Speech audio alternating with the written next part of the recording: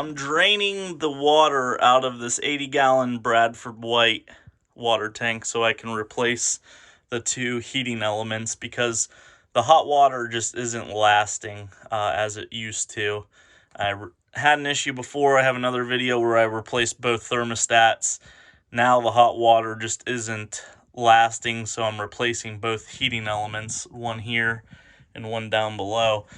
I've never drained a hot water tank, so I'm trying to figure it out. And of course you have a cavitation effect in this tank because it's a closed system. So I have the hot and the cold. I turned the cold off so it wasn't supplying the tank anymore and just left the hot open and thought maybe I could try running it, which it trickled for a little bit. Then I tried running cold water and a mixing valve to like siphon the water out, and it was basically backfeeding cold water through the hot water line into my tank. So I have them closed. I have both of them closed. I have a garden hose hooked to my drain valve down there. It's open with a screwdriver. So nothing's running right now. And then I was just looking to see how I could vent it, and it's got this relief valve up here. So if you hold this open,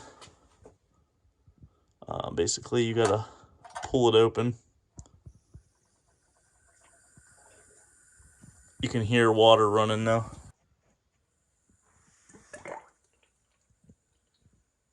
You coming out? Yeah. Fill the water, see if it's warm. No. That's fine. I ran a lot of cold water into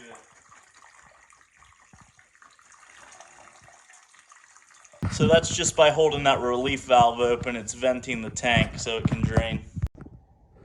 Then you disconnect your positive and negative terminal from each heating element. There's one up below, up high, one down below.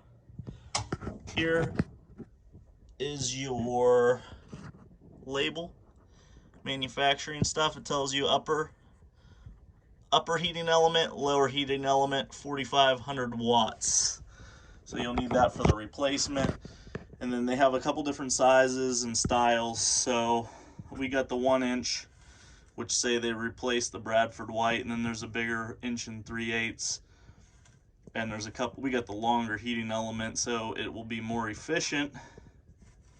And then we're just gonna take these two wires off and then break this nut loose, and it'll come out.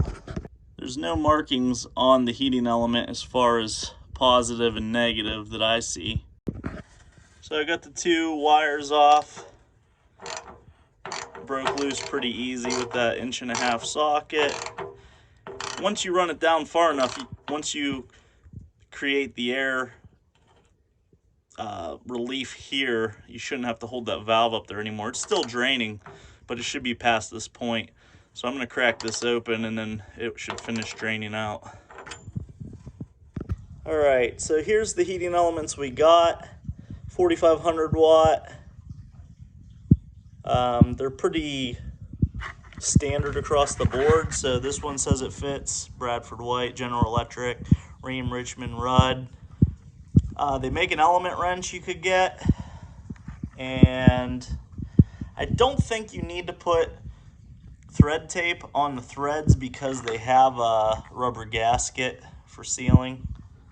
So I did get thread tape though for the threads. So we got there were a few dollars more, but the element's almost twice as long. It bends down here and comes back. So it's gonna heat faster with that bigger element and be more efficient. So we got the longer ones opposed to some were just one section, half the length. And everything else is set up the same way. I did not buy the element wrench, but I have a 1.5 inch 12-point socket, and it fits in there perfect. So I'm gonna use that. So you can see here the difference. They had this style there, shorter, but these are interchangeable also.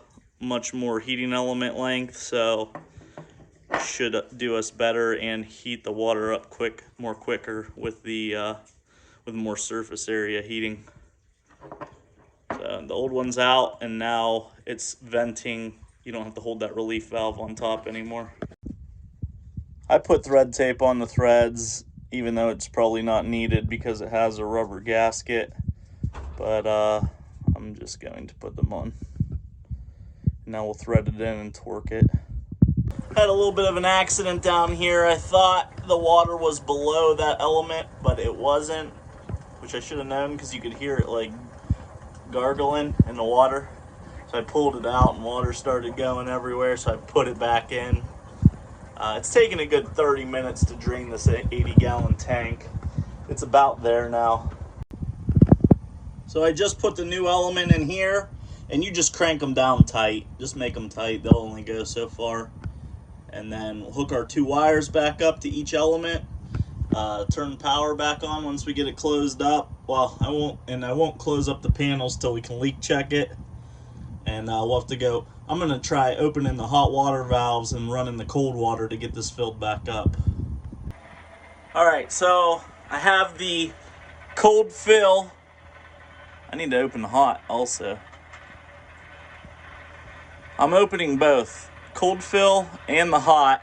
I have hot valves open in the house, so hopefully it vents. And if for some reason it's not venting, you can open this. But that should pressure relief anyways if it needs to. But I have the cold open, I have the hot open, I have hot spigots open in the house. We'll see if they're running here shortly. So it's pushing air and dirty water out of the hot water tank. Venting. You can also hold that relief valve on top to vent it. The other way to vent it while you're filling is open this valve up, and that's relieving the air out of the tank. So, I mean, ideally, if you had a hose on here screwed into that, you could just hold this open until water ran out of it, then you vented all the air. And last, the first step that I don't think I discussed was killing power to this. This is an electric hot water tank, obviously with the heating elements. Kill the breaker, make sure it's off where the power comes in. I used a test light and a DVM, make sure no power, and then it's safe to work on. I'm not turning it back on until it's full, because I want those heating elements to be in water, and then we're gonna leak check around the elements for leaks. Hopefully this video helps you out.